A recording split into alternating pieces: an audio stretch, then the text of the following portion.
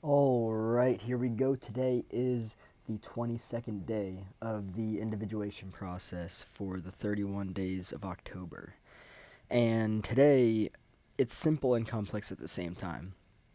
Today is the question to ask is what could I create for myself if I were to bring all of my energy back to myself, right? It's very similar to um, it's very much regarding like tuning back into the body, right? And like more so specifically, because we got very comfortable with tuning into everyone else's energy. So, you know, what could I be able to create for myself if I were to tune my energy back into myself, right?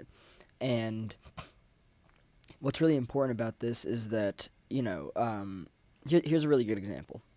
What I experienced a lot growing up of is in regards to trauma response, of course. I I had this very interesting like feeling of need to try to like change everyone else around me, right? This was for many different reasons. But specifically, I would argue that the biggest reason was because I was afraid to just look at myself and see myself and be able to actually work with the shit that I had, right? Um, and not only that, but I learned dynamics of control very early on in my life. And I felt responsible for managing people's emotions, right?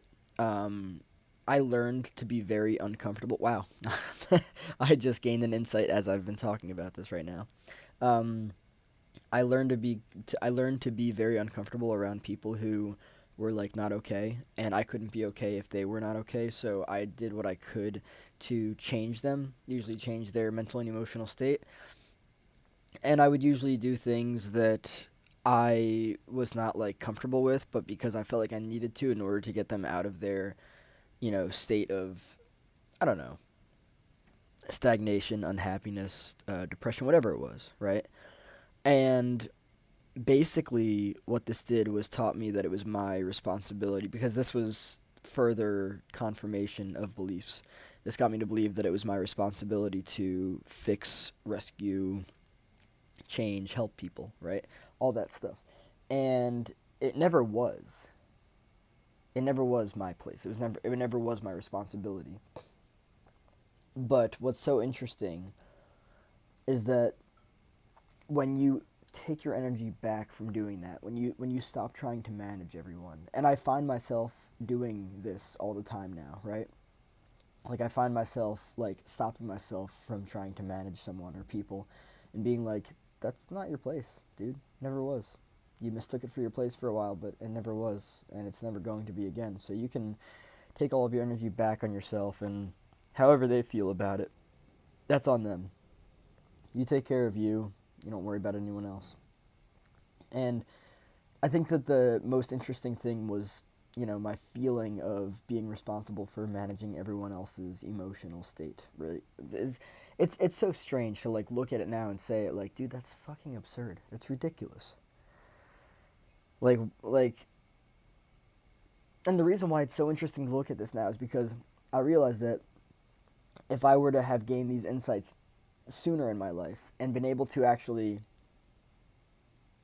like take my energy back sooner, right? And like actually like see everything and be like, oh, that's really weird. That's yeah, no.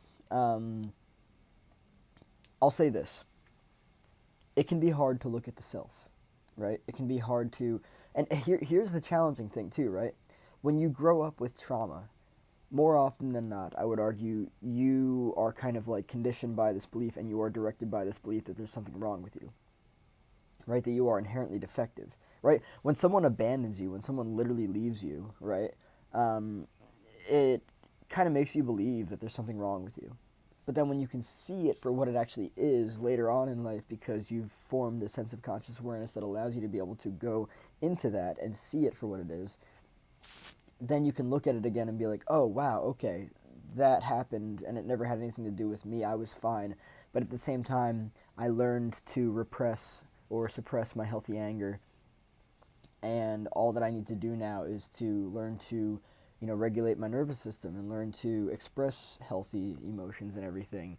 Um, and it's so interesting because when you actually take your energy back onto yourself, you have so much more awareness of yourself, and you can have so much more space and so much more conscious intention to create for yourself. And I'm going to say this: the more time that you try to spend managing everyone else's emotions, the less time that you're going to have for yourself.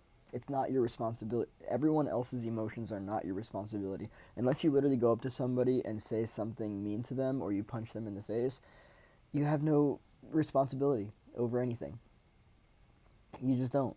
And so, like, kind of like tuning out from everyone to gain that sense of safety, right?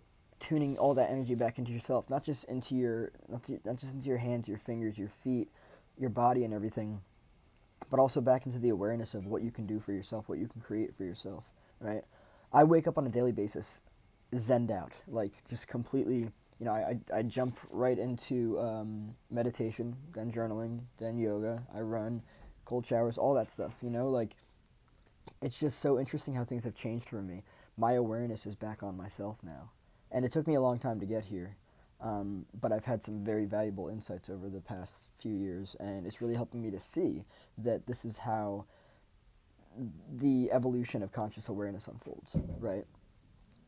When you're not so consumed by shit, you can see the shit for what it is, where it came from, and how to productively work with it and work through it, of course. But just bring all of your energy back to yourself, and using that energy, you have so much more energy available for you. And not only that, but also allowing yourself to feel the emotions that you didn't allow yourself to before. That's literally what it means to heal, to experience the opposite of what you previously experienced. So, if you previously suppressed healthy anger because you were taught that it's not an acceptable emotion to feel, you allow yourself to feel the healthy anger, direct it towards the necessary object, and then that liberates that energy, and then you're free to create so much more in your life. And you're not putting your energy on other people, like to try to change them or control them or manage them, their emotional state and everything. It's literally crazy how it works. And it changes everything. It literally changes everything.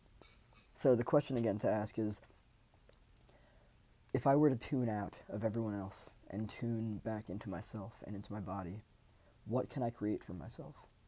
The options are limitless. First and foremost, zen, stillness, calm. People are so addicted to stress. They're addicted to the hormones of stress and everything. It's literally shaped their life.